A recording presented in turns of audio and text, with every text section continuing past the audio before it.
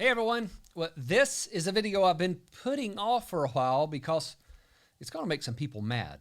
But my first professional obligation is not to my friends and colleagues in the business, it's to my clients and members of my audience. So here goes, something I've never really talked about before. For most people, I think that using Social Security software to determine when you should file for benefits can lead to a bad decision.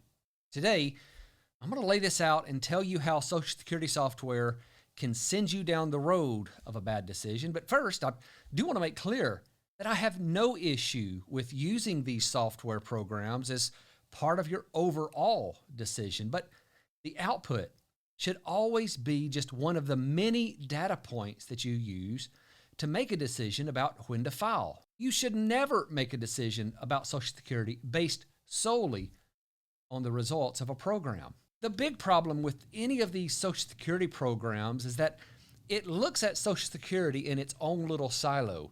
This is your benefit amount and this is your family situation. Based on that information, you should file like this.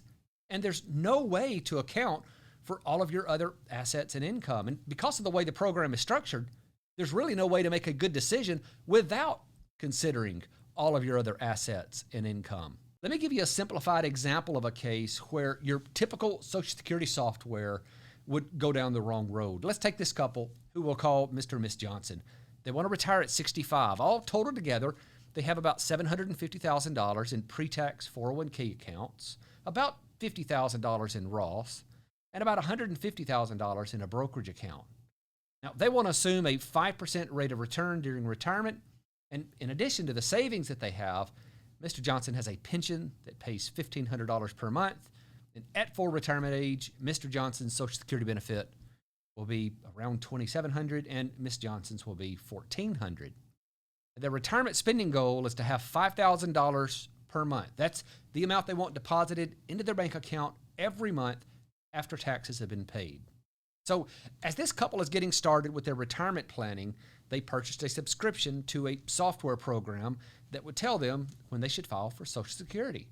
And of all of the factors that are specific to their unique situation, the software package only wanted to know their date of birth and earnings history. And based on that information alone, the software produced a report that showed the most optimal filing strategy was for each of them to wait until 70. Now, needless to say, that is certainly the one way to get the highest benefit payment, but is it the most optimal when you factor in the other retirement assets and income? Let's dive in a little bit deeper here and compare filing at 70 versus filing at 65, that's when they want to retire, and we'll use two metrics to help decide which is the most optimal. First, we'll look at the differences between cumulative taxes paid in each scenario. Then we'll look at the differences in how the two filing strategies impact the total account balances. Now, the reason we use these two metrics is because that's what we really want to know.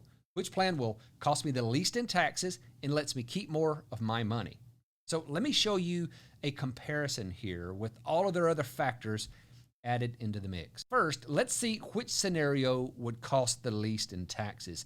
If you just go to the bottom of this chart, you can see that right off, filing at 65 is going to result in a total tax bill of just over $31,000 less than filing for Social Security at age 70. But why is that?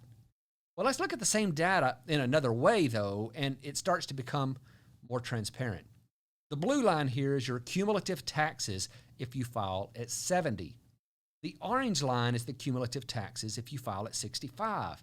You can see that the blue line, that age 70, jumps up pretty quickly, and it stays higher for the remainder of the retirement time horizon. This is because right at the first part of retirement, the only retirement income coming in is the pension, because they haven't yet filed for Social Security, and that means that the balance of the $5,000 per month is being funded by withdrawals from the brokerage account.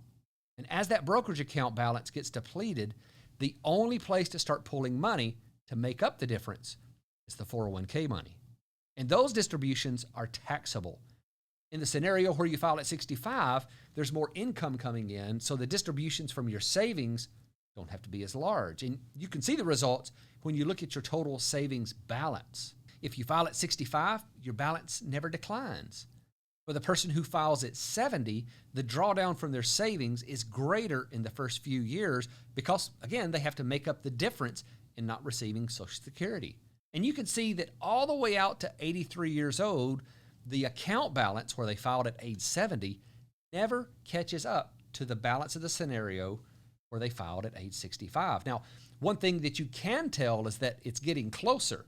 And so if we extend the life expectancy, the balances are going to slowly catch up to each other. So there would be a point in time from an account balance perspective where it would be better to delay until age 70, but that point in time would occur well after the life expectancy used by the Social Security Administration. Just understand that no two scenarios are alike. You can't just take these results we've talked about here and then assume that everyone needs to file as soon as they retire. But with all the factors that we just considered, filing at 65 would result in lower taxes and a higher account balance.